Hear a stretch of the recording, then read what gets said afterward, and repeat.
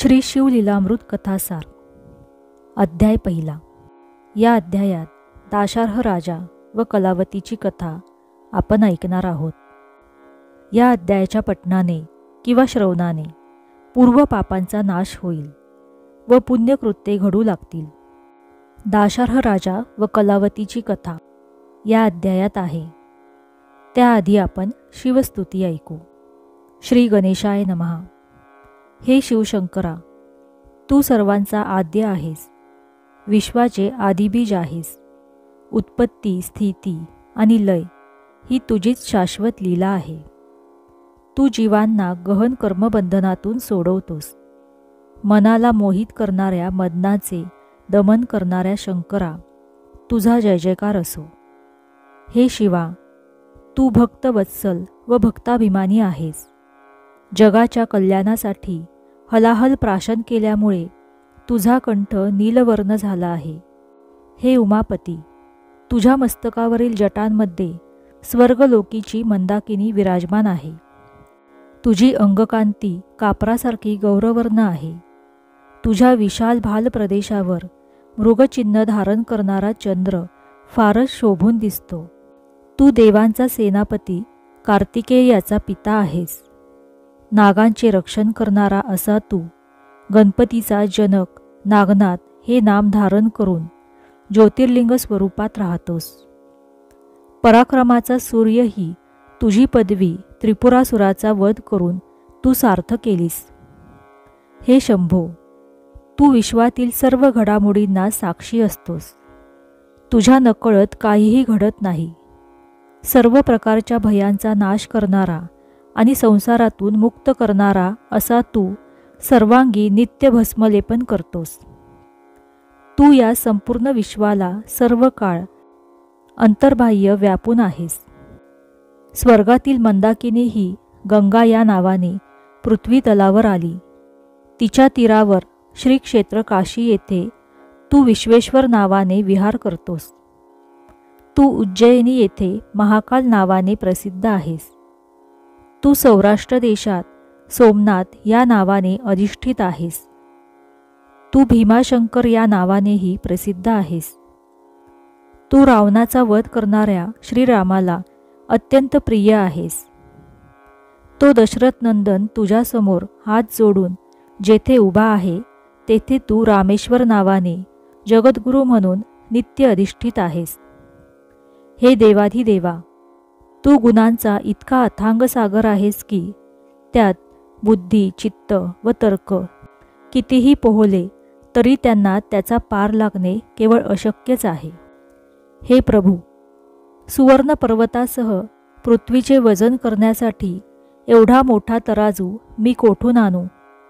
आकाश साठवून ठेवण्यासाठी भांडे कोठून आणू?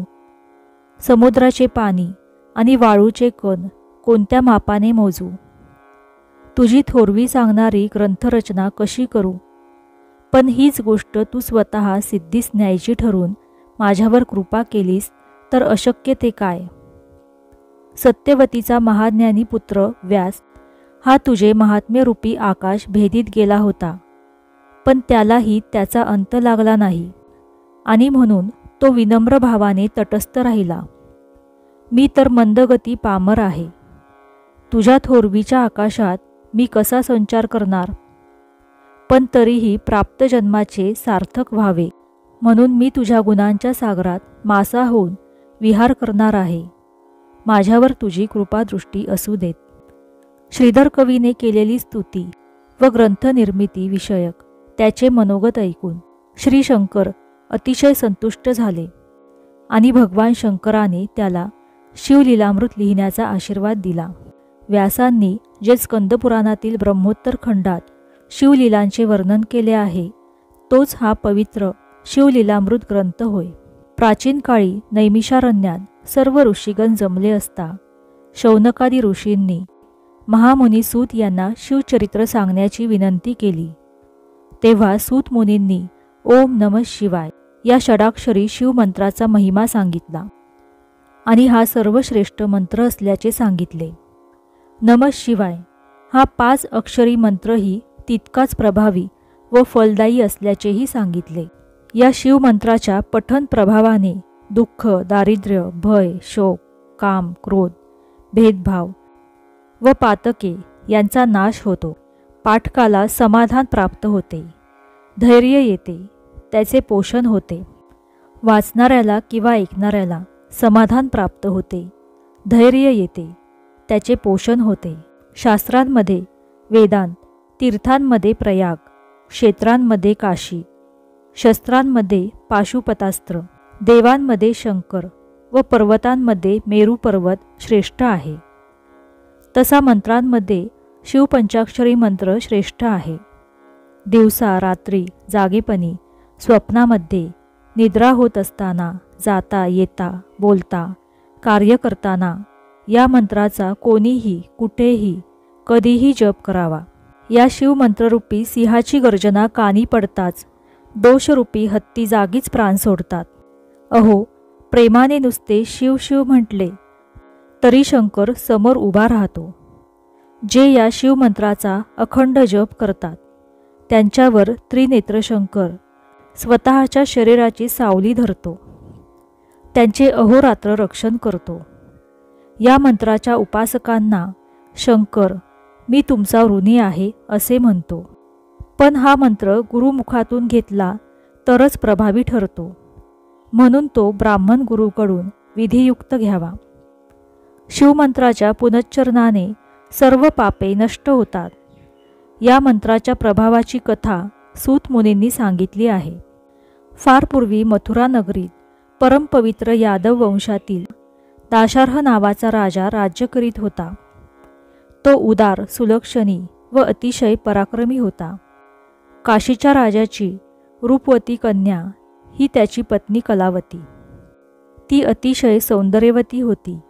एके दिवशी राजाचे मन सारखे कलावतीकडे धावत होते. तिच्याशी सहवास करण्यासाठी तो आतुर झाला होता. त्याने कलावतीस शयन मंदिरात बोलावणे पाठवले, पण ती आली नाही.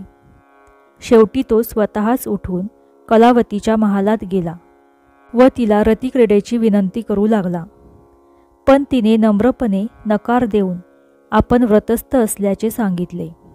तसेच तिने राजाला स्त्री जर रोगिष्ट, गर्भवती, ऋतुमती, उपाशी, व्रतस्थ, वृद्ध किंवा अशक्त असेल तर तिला भोगू नये असेही सांगितले. उत्तम काळी उत्तम भोजन करून प्रसन्न मनाने समागम करावा. एकमेकांवर प्रेम वर्षाव करतच सहवासाचा आनंद घ्यावा असेही सांगितले. पण राजाने तिच्या बोलण्याकडे दुर्लक्ष करून तिला बाहुपाशात घेतले. त्याच क्षणी त्याचे अंग पोळून निघाले. राजाने राणीला याचे कारण विचारले. कलावतीने अनसूयापुत्र दुर्वास ऋषी हे तिचे गुरु असून त्यांनी तिला शिवपंचाक्षर मंत्राची दीक्षा दिली आहे, त्याचा हा प्रभाव असल्याचे सांगितले. तसेच तिचे शरीर शीतल असून राजाचे शरीर अपवित्र असल्याने त्याचे अंग पोळल्याचेही सांगितले. श्रीगुरूंच्या कृपाप्रसादाने अंतर्ज्ञान प्राप्त असलेल्या कलावतीने राजाला त्याच्याकडून जप, तप, शिवपूजन, गुरुची सेवा असे कोणतेही कर्म न घडल्याने त्याला पुढे दारुण नरक यातना भोगाव्या लागणार आहेत हेही सांगितले. आणि हे सर्व टाळायचे असेल तर राजाने स्वतःच्या उद्धारासाठी काहीतरी साधन केले पाहिजे असेही सुचवले.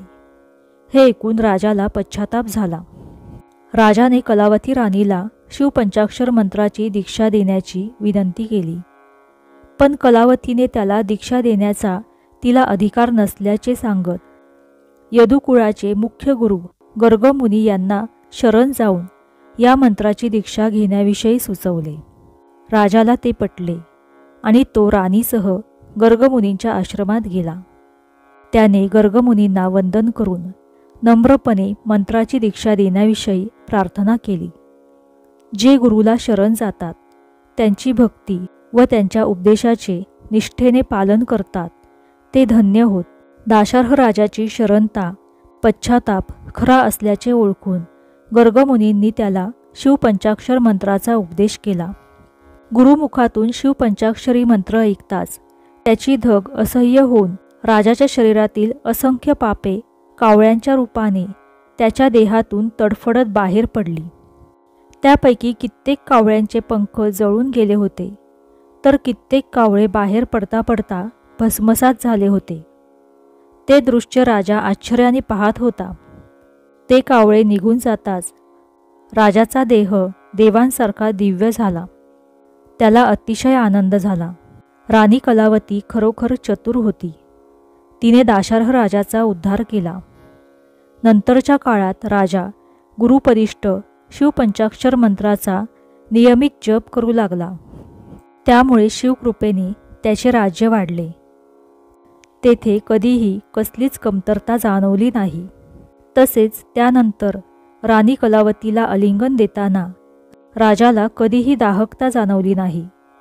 अशा प्रकारे राजाने बहुत काळ सुखाने राज्य केले व प्रजेला आनंदात ठेवले. श्री साम सदाशिवार्पणमस्तु. या अध्यायाच्या पठणाने व श्रवणाने पूर्व पापांचा नाश होईल व पुण्यकृत्ये घडू लागतील. श्री साम सदाशिवार्पणमस्तु. श्री स्वामी समर्थ. जय जय स्वामी समर्थ.